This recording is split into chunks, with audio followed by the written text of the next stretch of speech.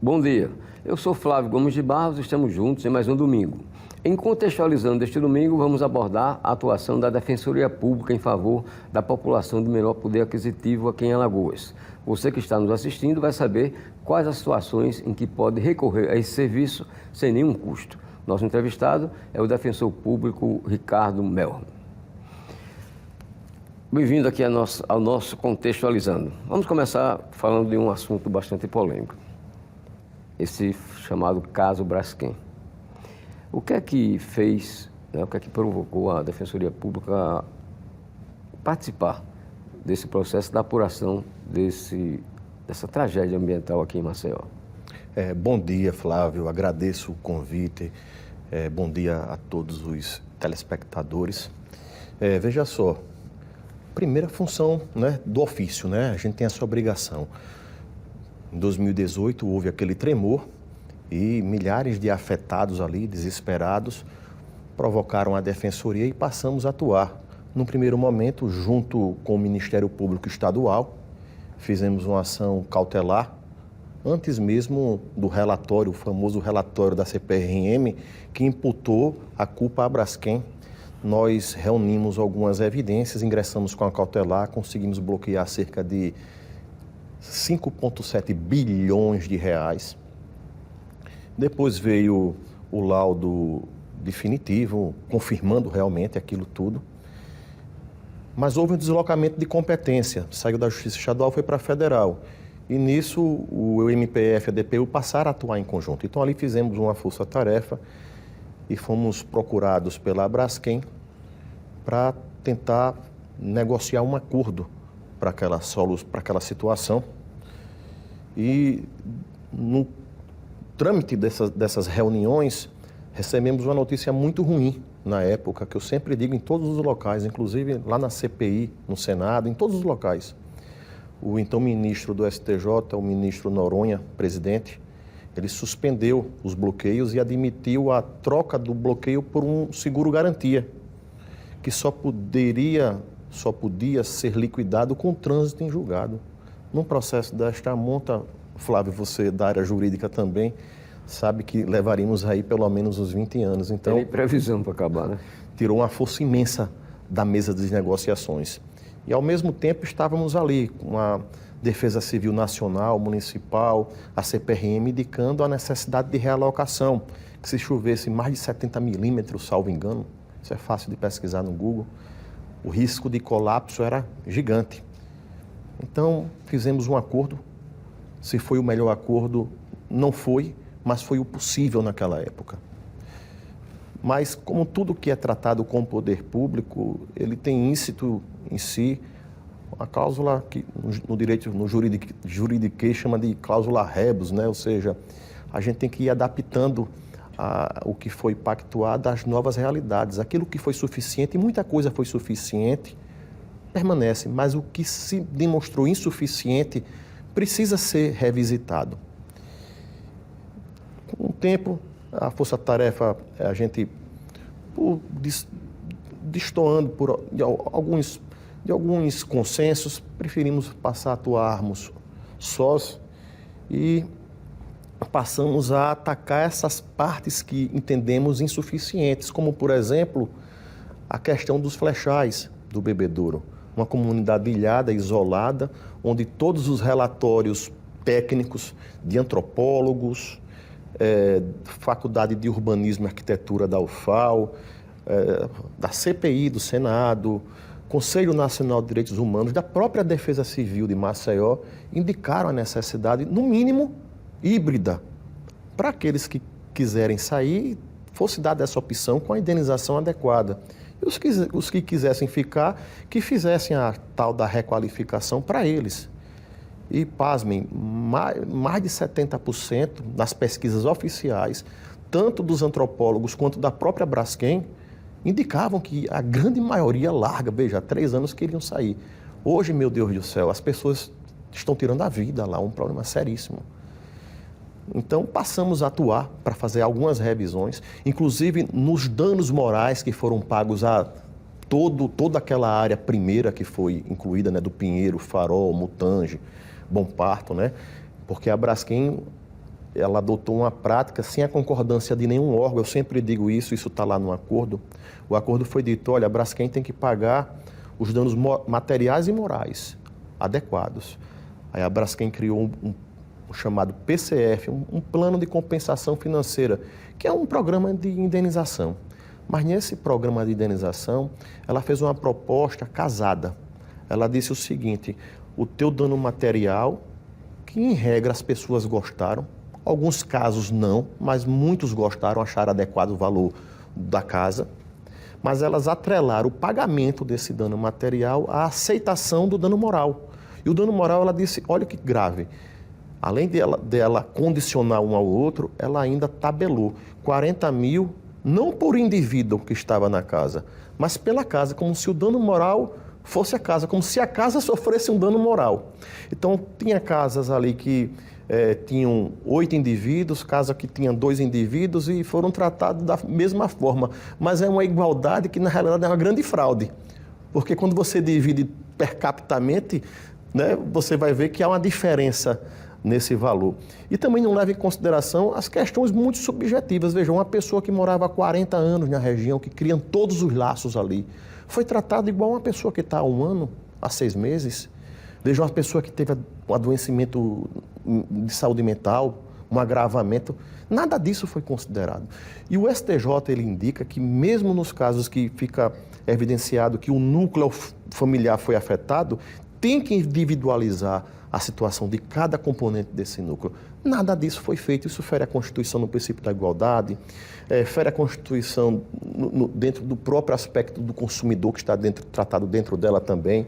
A questão da eficácia horizontal dos direitos fundamentais que tem que ser respeitado, principalmente quando tem do outro lado um agente com poder social e econômico forte. As normas infraconstitucionais no Código do Consumidor, porque aí também incide a relação de consumo, porque a Braskem aí, nesse processo de fabricação, ela, a partir do momento que causa esse dano, se equipara a um acidente de consumo. Aí entra a figura que chamam de bystander, que são as pessoas que foram atingidas, são os consumidores por equiparação. Isso não tem também discussão nem na jurisprudência, a jurisprudência é pacífica nesse sentido. A propósito, quantas pessoas, na verdade, foram afetadas ou estão afetadas por esse desastre ambiental aqui em Alagoas? Flávio, veja, e aí entra um componente interessante também e malicioso que a Braskem utilizou. Fala-se em 60 mil afetados ali diretamente na zona da área 00, tá? do mapa de realocação. A partir do momento que a Braskem pagou 40 mil reais a título de danos morais por casa, ela pagou cerca de 14 mil, vou arredondar aqui, 14.500 danos morais, foi por casa. Se fosse pagar por pessoa, ela teria que pagar cerca de 60 mil danos morais. Isso é um enriquecimento ilícito, injustificado. Agora, isso é diretamente da área afetada, mas a gente está aqui tratando de um dano ambiental, certo? A gente tem que esquecer, todos os cidadãos e principalmente o judiciário, das normas do Código Civil, da legislação infraconstitucional que trata ali das relações entre os particulares. Aqui a gente tem que entrar na legislação ambiental, na Constituição Federal no seu aspecto ambiental, onde o nexo causal ele é ampliado para abarcar não só o dano direto, mas todo e qualquer dano em sua integralidade. Só assim haverá uma recompensa integral desse problema. E pelo que eu estou sabendo, conversando com alguns advogados, as fundamentações, as decisões de muitos colegas têm ido todos pelo Código Civil. E aí entra numa questiúncula jurídica que termina prejudicando o cidadão. Porque, deixa eu te dar um exemplo, na borda do mapa, Flávio, quem não sabe, eu tenho dito isso em todos os programas que eu tenho participado, quem é que não sabe de um aluno do 2º grau do colégio, a um doutor em qualquer área do conhecimento humano, que naquele entorno ali do farol, naquele raio, todos os imóveis desvalorizaram. Quem é que não sabe disso aqui em Maceió? Isso é o que se chama no direito de fato público e notório. E caberia a Braskem aí demonstrar que não foi por culpa dela. Então veja, até a chamada inversão nesse caso caberia muito bem na situação. Então veja, se um imóvel ali era para valer, caso não houvesse nada disso, seus 600, 700, 400 mil reais e hoje não vale a metade, isso é consequência de quê? Todo mundo sabe. Então, estamos ajuizando aí nos próximos dias aí uma ação civil pública para indenizar a desvalorização imobiliária. Agora, é importante deixar claro, por tratarmos aqui de direito individual homogêneo, a decisão aí é chamada genérica. Ela não vai dizer o que tem para cada um. Ela vai dizer o seguinte, que houve desvalorização e ela é consequência do problema que a Braskem causou. E, portanto, a Braskem tem que indenizar essa desvalorização. Aí, cada cidadão, com seu advogado ou com o defensor, vai pegar essa decisão e vai entrar diretamente na liquidação. E aí vai demonstrar, com análise de um engenheiro, um arquiteto, e eu acho que, principalmente nesses casos, de um corretor de imóveis, porque quem trabalha com o mercado é o corretor, para poder mostrar essa desvalorização, o quanto para a Braskem pagar. É nesse sentido que a gente vai atuar agora. Ok, vamos a um breve intervalo comercial e daqui a pouco a gente volta à nossa entrevista com o defensor público Ricardo Melro.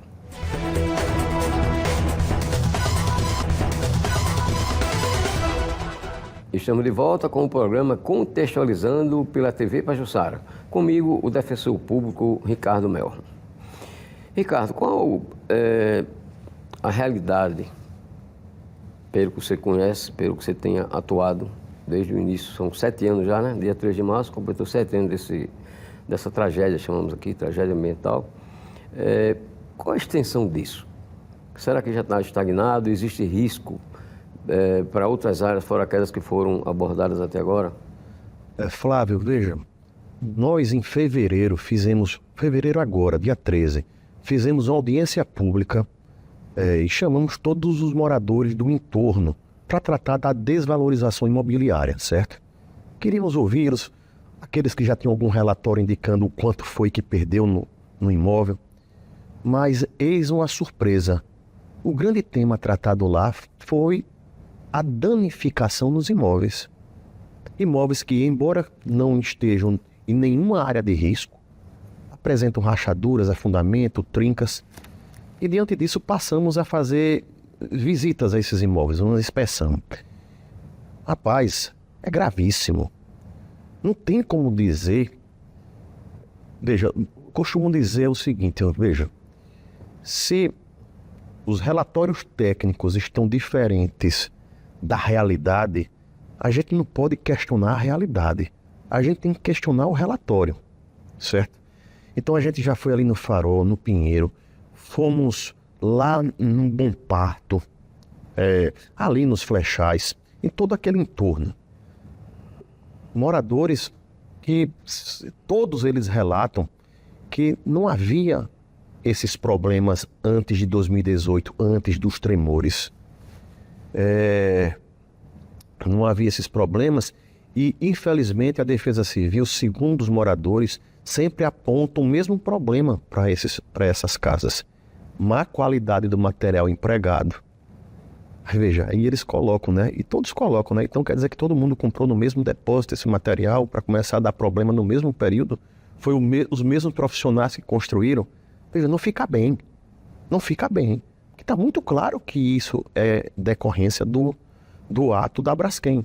Tanto que em uma reunião na Defesa Civil Municipal, o diretor da Defesa Civil me confessou, tem um vídeo inclusive, dizendo que é público e notório que esses danos são decorrentes do problema da Braskem, mas não são danos, segundo ele, para evacuar, mas sim para dar manutenção.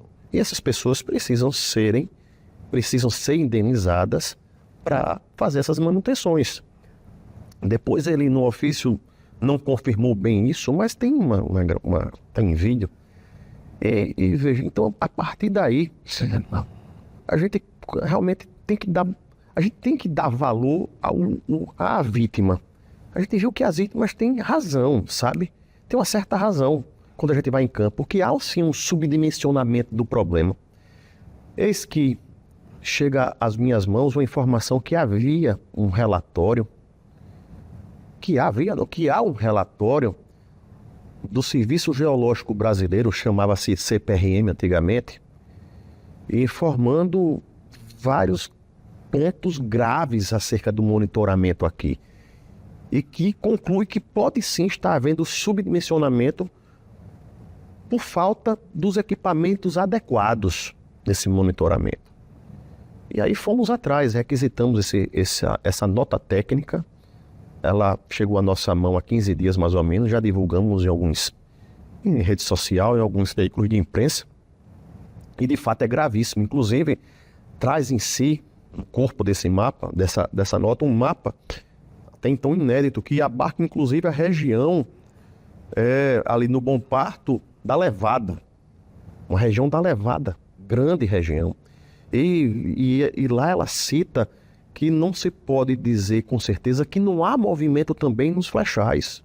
E indica que há movimentos além da Fernandes Lima, mas não movimentos uma velocidade tal que possa colocar as pessoas em risco.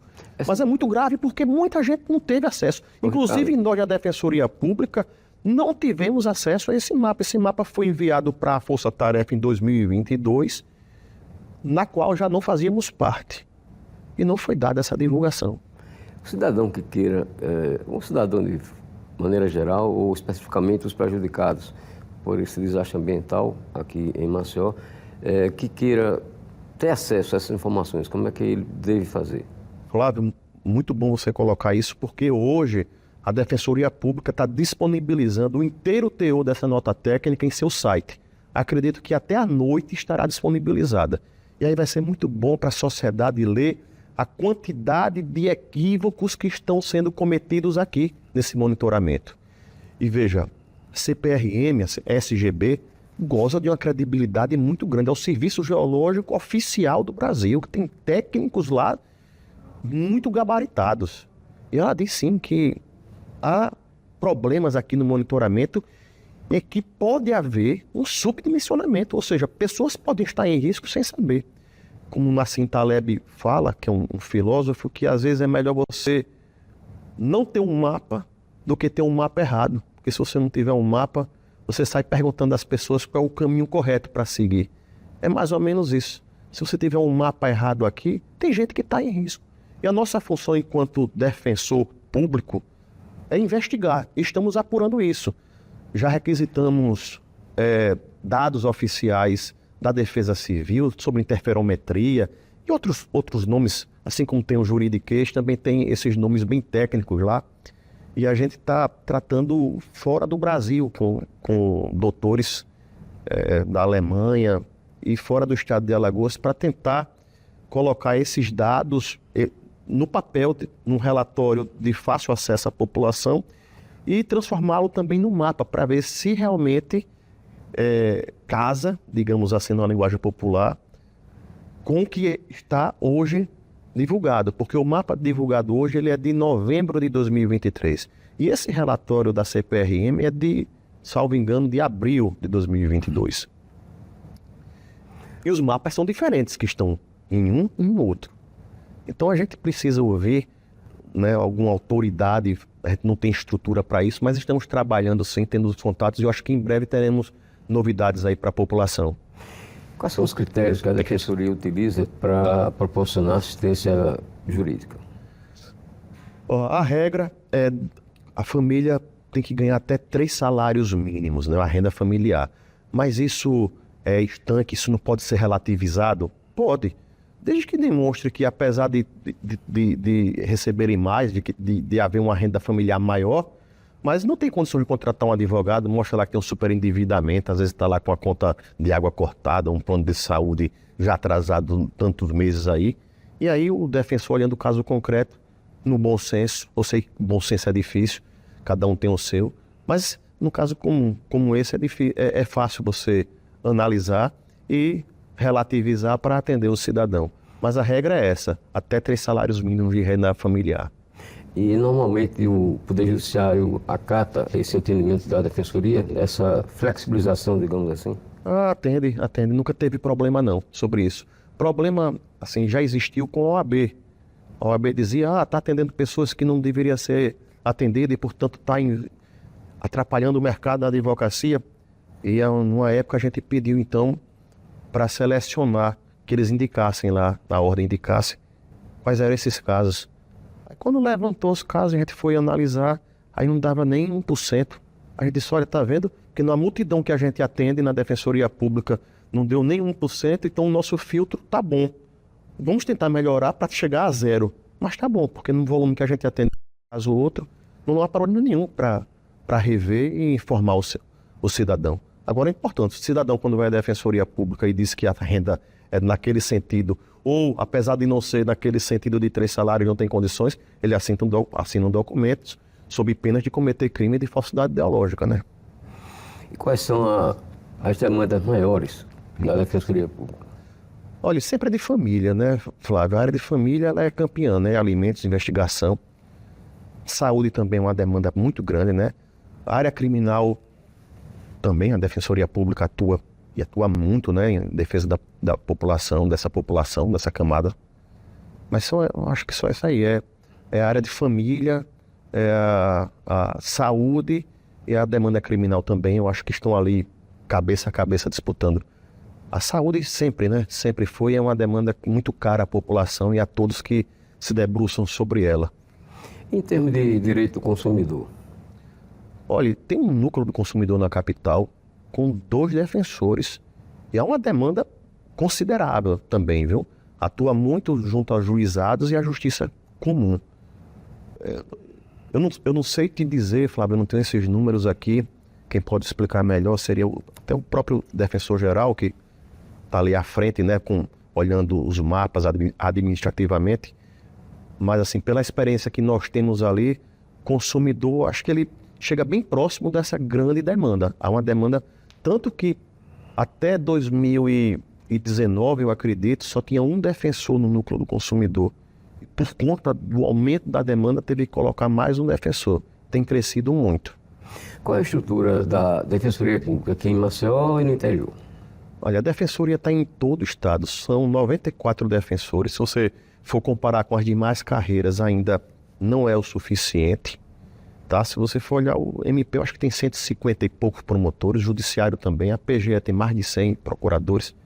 Mas hoje no regime que, se a gente pode dizer que teve um legado da Covid, foi a questão do trabalho virtual, as audiências virtuais. Então o defensor pode acumular comarcas e estar aqui trabalhando fisicamente em uma e fazendo uma audiência online em outra e fazendo atendimento virtual e está dando conta. Com muito trabalho, a demanda é gigante, tende sempre a crescer, mas eu acho que com esse organograma que a Defensoria tem, que vem sendo construída já neste sentido há 20 anos, eu acho que está de bom tamanho. Também eu acho que Alagoas é um estado carente de tudo e precisa de outros profissionais, né? Precisa de engenheiro, precisa de médico, precisa de tudo. Então eu acho que com essa quantidade, eu acho que é o suficiente sim, trabalhando bem organizado em núcleos, em acumulações compatíveis, uma comarca que tem uma demanda maior, uma outra que tem uma demanda menor, né? O núcleo que tem uma demanda... Eu acho que está indo bem nesse formato que foi feito na Defensoria e que cada administração que tem passado tem contribuído, melhorado, né? Começou lá com o doutor Idelva, depois veio o Eduardo Lopes, depois veio o Daniel, depois passei o meu período de 4 anos, depois Carlos Eduardo, agora está o colega Fabrício, e todos vão lutando aí para tentar melhorar a instituição e a carreira. Agradecendo dele já pela sua presença, Ricardo, eu gostaria de saber como é que, no caso de medicamento, por exemplo, que é uma demanda muito comum, a pessoa deve procurar o município, o Estado ou a União? Flávio, eu passei muito tempo nessa área, viu? Essa área começou comigo na Defensoria, eu era um apaixonado. Adoeci algumas vezes por conta dessa área, porque você se envolve emocionalmente demais.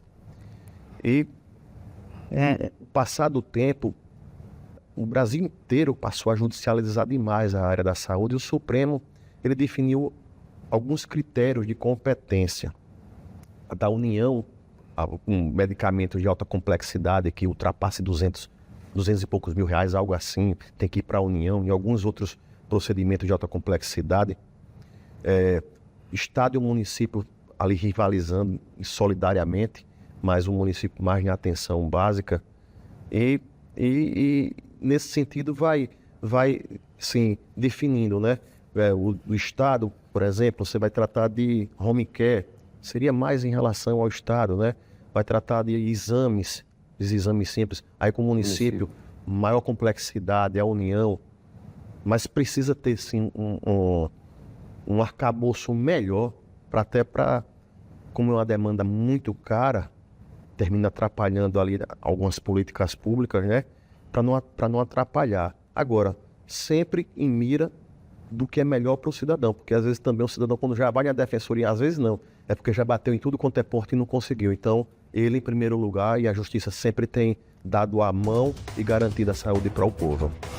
Ok, você pode rever essa entrevista com o defensor público Ricardo Melro no YouTube da TV Pajuçara.